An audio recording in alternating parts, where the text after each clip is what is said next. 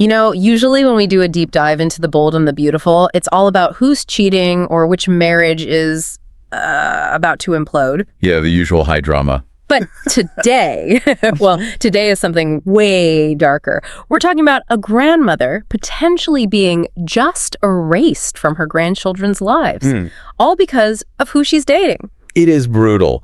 And we're digging into a really specific high voltage situation here. It's all about Taylor Hayes, Deacon Sharpe, and the gatekeeper of the family. Steffy Forrester Finnegan. Exactly. We're pulling this from recent spoilers and a key article called The High Price of Taylor's Forbidden Desire. Forbidden desire. Wow. Okay, but it's the high price part that really gets me.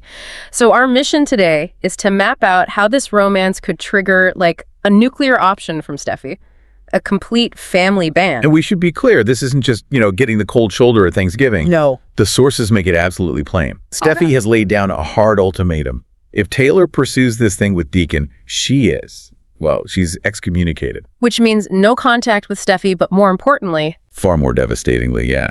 It means she loses all access to her grandkids, Kelly and Hayes. That just feels so extreme. I mean, she's their grandmother. Is Steffy just being controlling, or is there some actual logic here? Because banning a grandparent is it's a massive weapon. It is, but you have to look at the why that the sources lay out. It's not really about Deacon himself. It's about who's standing right behind him. Right. Sheila. Steffy sees Deacon as a direct portal to Sheila Carter. So the thinking is, if you let Deacon into your life, you are basically opening the door for Sheila's chaos to spill over onto the kids. That is the core fear. It's a protective move.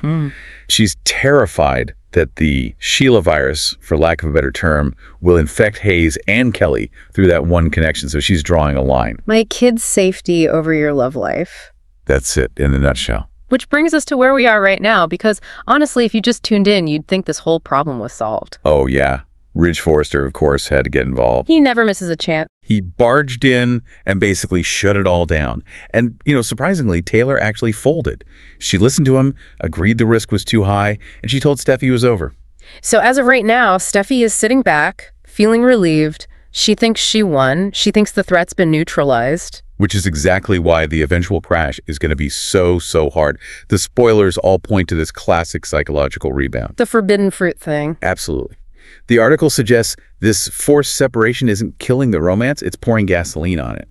Being told no is making them go truly wild for each other. So we're counting down the seconds to a massive slip-up. And a very public one. The spoilers are not subtle. They're predicting a huge, weak moment where Taylor just surrenders to the burning desire. And the nightmare scenario is Steffy finding out. Not just finding out. The scenario they paint is Steffy walking in on him. Oh, wow. And we're not talking about, catching them holding hands, are we? No. The text hints at something way more compromising. Making out or maybe even stripping down. Oh, my God. Imagine that. You think your mom is following the rules, you trust her, and you walk in on that with the one person you forbid. The trust is just shattered instantly. Okay. And that's the trigger point.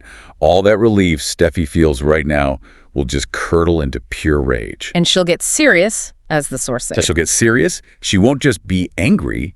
She will enforce that ban we talked about. Physically bar Taylor from seeing Kelly and Hayes.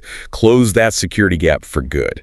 So Taylor essentially chooses a fling over her own family, her own grandchildren. That is a heavy, heavy price. It's the ultimate conflict, isn't it? Your personal happiness versus what you owe your family. It really makes you question the whole strategy here, though. And this is something for you to think about.